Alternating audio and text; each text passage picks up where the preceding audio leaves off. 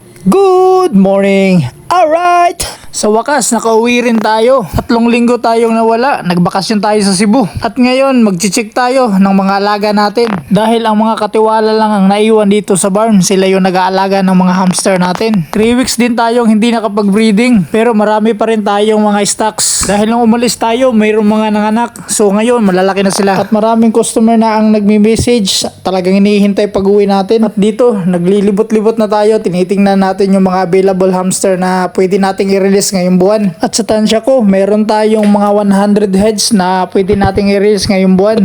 Tsaka goods na goods yung mga Roborovski natin. Masyadong dumami. Kaya din natin mag-release ngayong buwan nun. Sa mga naghahanap ng Roborovski, may available po tayo. Message lang po kayo. Gaya nung sinabi ko sa nakaraang vlog ko, kaya ko mag-ship kahit saan basta may bus na galing Dipolog papunta sa location nyo. Siya nga pala, itong bar nito, kakagawa lang nito nung pagbiyahe ko papuntang Cebu. At marami pa tayong idadagdag dito kasi yung mga guinea pigs din natin masyadong nagsisiksika na. At hanggang dito na lang. Hanggang sa muli. Alright! Alright!